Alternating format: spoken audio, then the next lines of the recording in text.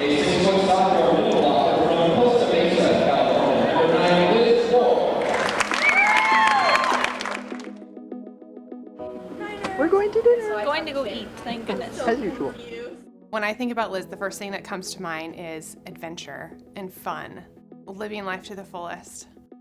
Well, if you didn't know Liz, you're missing out. Liz would probably tell you to just live it up. She was just an easygoing person who just really fully just loved life. And whenever you're around her, she would just kind of light up the room with her personality and just a really positive person. First thing that comes to mind when I think about Liz is her energy, her laugh, her smile. She was always happy. Literally, she was always happy. That's not true. She got in a bad mood one time when my assistant coach, Ryan Goodwin, made her not eat Skittles before the match. So that was Liz too, you know, she was always gonna push the boundaries a little bit. And that's what I really liked about her. On the court, Liz was just like she was off the court. She was vivacious, she was loud, she was energetic. She was very competitive and wanted to win.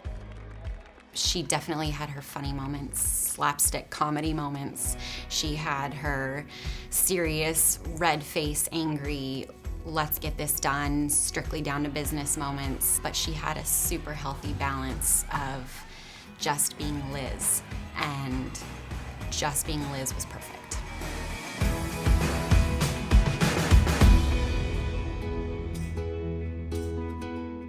When people found out about Liz's diagnosis, it was almost unfathomable because she was so young, and we hung out a few months before at the alumni match, and then the next thing you know, she's got this terminal diagnosis, and none of us really wanted to believe it.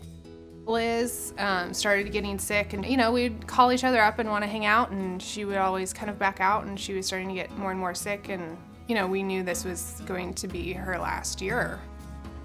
But on the other hand, what was nice is that she didn't let on that it bothered her. She decided, you know, like with that spunk that she always has, like, you know what, I'm going to take the time to spend time with my family and making the most out of the time that she had left. And that was just really inspiring to see. You didn't realize how bad it really was because she was so happy to see you and so positive about everything, and she was going to beat that in her mind. It was hard to see her go through that, but yet at the same time, you didn't want to feel sad for her because she wasn't feeling sad for herself. Oh, she was unbelievable. She probably lived longer because of it, you know, and her quality of life, you know, she didn't cash it in. She brought me so much out of my shell and made me who I am today, and was such a big part of like my formative years in college. She was super courageous, always had a smile on her face, would try anything, and just had like a spice for life. Like, it's like I never thought that she was missing out on something. Like, if she wanted to do something, she would just go do it, and always had a smile on her face and like didn't care. It was just like super carefree and always a go-getter for sure. She lived more in her short lifetime than most people do in their lifespan. It was incredible. Every day was an adventure. If you're having a bad day, it's kind of like, well, Liz never had a bad day. She chose not to. She pushed through it and, I don't know, persevered to take advantage of what she had. If you didn't know Liz, I think that the thing that she would want to pass on to you is don't take yourself so seriously.